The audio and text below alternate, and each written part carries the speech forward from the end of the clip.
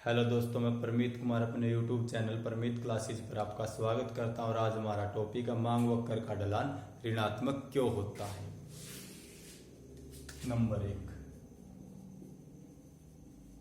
घटती सीमांत उपयोगिता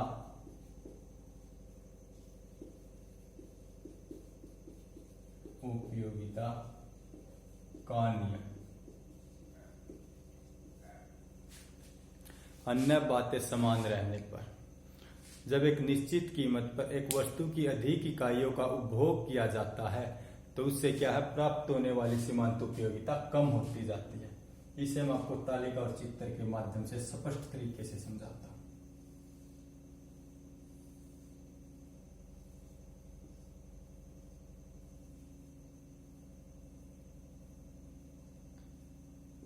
मात्रा, मार्जिनल यूटिलिटी, सीमांत उपयोगिता 1 2 3 4 5 6 4 3 2 1 0 -1। उपभोक्ता को आइसक्रीम के पहले कप से 4 इकाई सीमांत उपयोगिता प्राप्त होती है, दूसरे कप से 3 इकाई सीमांत उपयोगिता प्राप्त होती है। अगर उसे तीसरा कप लेने के लिए कहा जाता है तो तीसरे कप से 2 इकाई सीमांत उपयोगिता प्राप्त होती है और चौथे कप से 1 इकाई, पांचवें कप से उसे 0 इकाई सीमांत उपयोगिता प्राप्त होती है। अगर उसे छठा कप लेने के लिए मजबूर किया जाता है तो उससे क्या है, उसकी हालत खराब हो सकती है और उसकी सीमांत उपयोगिता ऋणात्मक हो जाती है। उसके बाद है घटती सीमांत उपयोगिता का चित्र। तो घटती सीमांत उपयोगिता के कारण मांग वक्र का ढलान कैसा होता है, ऋणात्मक। 1 2 3 4 1 2 3 4 5 और 6, 4 पर 1, 1 पर 4, 6 पर -1।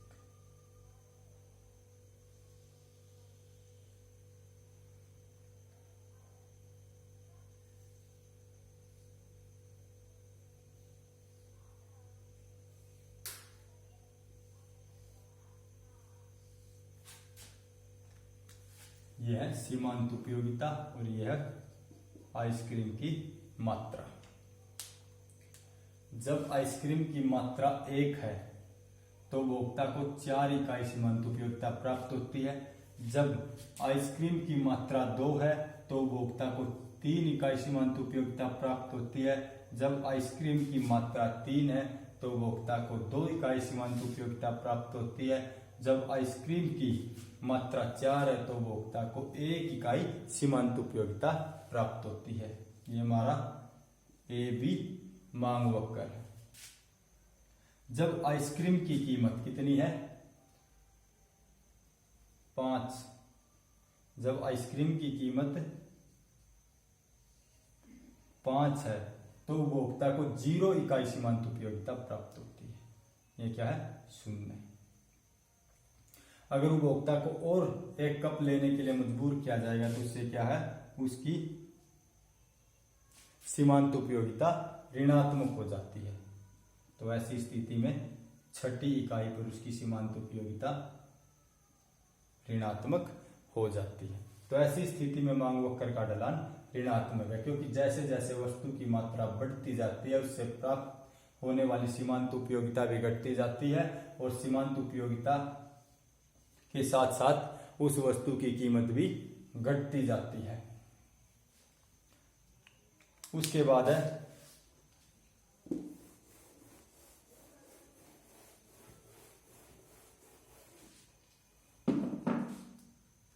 नंबर 2, आय प्रभाव। आय प्रभाव।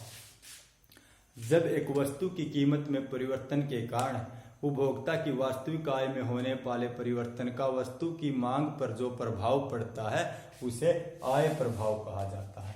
आय प्रभाव वस्तु और सेवा के कारण होता है। मान लीजिए कीमत कम हो जाती है, कीमत कम हो जाती है। कीमत के कम होने के फलस्वरूप उपभोक्ता की जो वास्तविक आय बढ़ जाती है और वस्तु की मांग भी बढ़ जाती है। इसे मैं आपको एक उदाहरण द्वारा समझाता हूँ।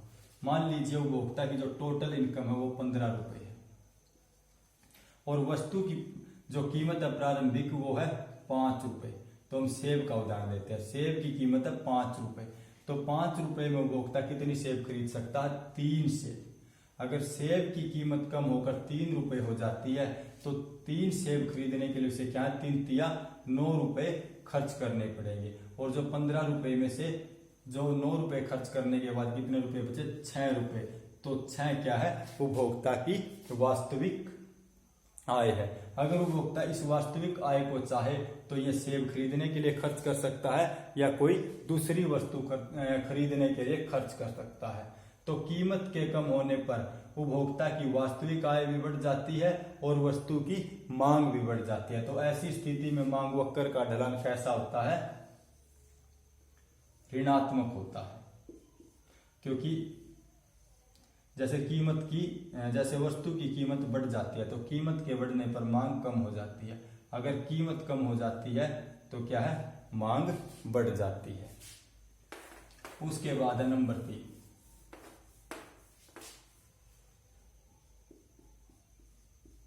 प्रतिस्थापन प्रभाव।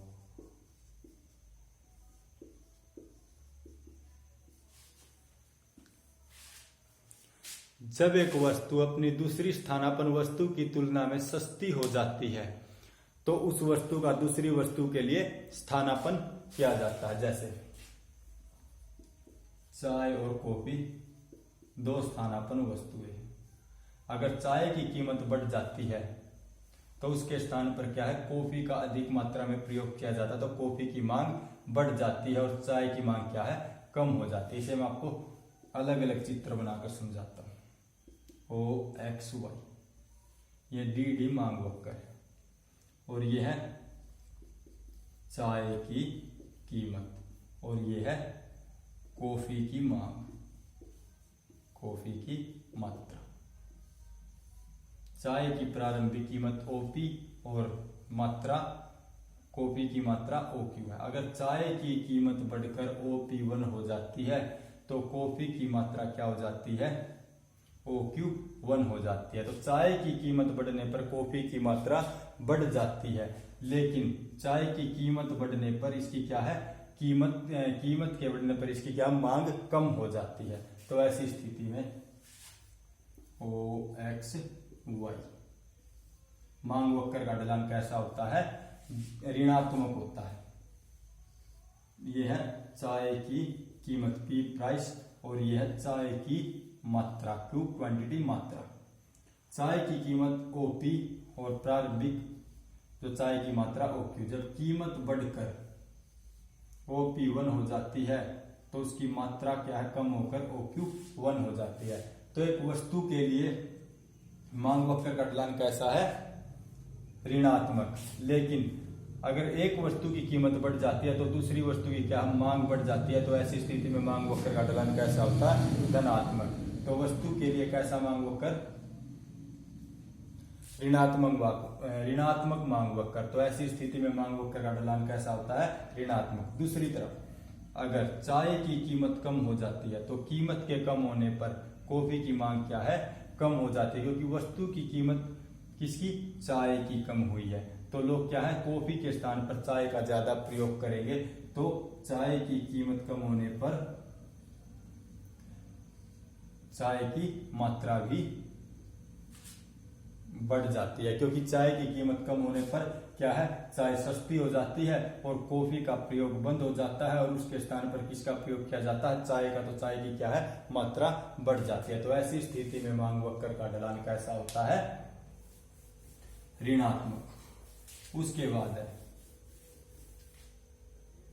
नंबर 4, विभिन्न उपयोग। विभिन्न उपयोग।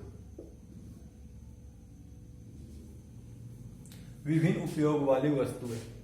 बहुत सारी वस्तुएं ऐसी होती हैं जिनके एक से अधिक उपयोग होते हैं, जैसे चने, गेहूं और दूध। तो हम दूध का उदाहरण लेते हैं। अगर दूध की कीमत बढ़ जाती है तो इसका प्रयोग केवल पीने के लिए किया जाएगा, तो इसकी मांग क्या है? कम हो जाएगी। अगर दूध की कीमत कम हो जाती है तो इसका प्रयोग क्या है, पीने के लिए भी किया जाएगा, पनीर बनाने के लिए भी किया जाएगा, मक्खन बनाने के लिए भी, लस्सी बनाने के लिए, तो इसकी क्या है, मांग बढ़ जाती है। तो उपभोक्ता क्या है, दूध की कीमत कम होने पर अधिक मात्रा और दूध की कीमत अधिक होने पर उसकी क्या है, कम मात्रा खरीदता है। तो ऐसी स्थिति में मांग वक्र का ढलान कैसा होता है, धनात्मक होता है। ये है दूध की कीमत और ये है दूध की मात्रा। यह दूध की प्रारंभिक कीमत और यह दूध की प्रारंभिक मात्रा। अगर दूध की कीमत क्या बढ़ जाती है तो उसका प्रयोग केवल पीने के लिए किया जाएगा तो उसकी मांग कम हो जाती है। अगर दूध की कीमत कम हो जाती है तो उसका प्रयोग क्या तरह तरह की वस्तु बनाने के लिए किया जाएगा, जैसे मक्खन, लस्सी, दही इत्यादि, तो उसकी मांग क्या है, OQ से बढ़कर OQ2 हो जाती है। तो ऐसी स्थिति में मांग वक्र का ढलान कैसा होता है बच्चों, ऋणात्मक। उसके बाद नंबर 5, उपभोक्ता समूह का आकार। उपभोक्ता समूह का आकार। यदि किसी वस्तु की कीमत कम हो जाती है तो जो उपभोक्ता उस वस्तु को पहले नहीं खरीदते थे तो कीमत के कम होने पर खरीदने लगते हैं।